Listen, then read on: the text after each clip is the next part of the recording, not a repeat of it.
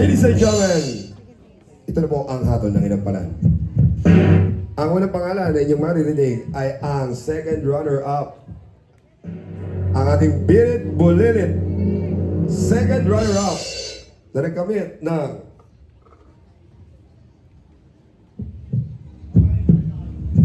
94.8%.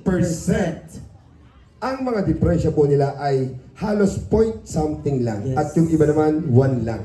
Pero yung mga major ay puro point lang. Ibig sabihin, magagaling ang mga bata at magagaling din po talaga ang It's a mga bata. neck-to-neck battle, indeed.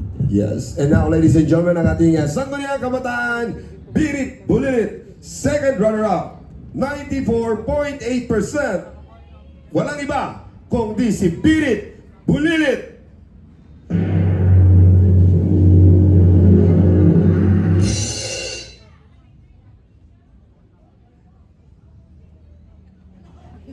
Babae o lalaki?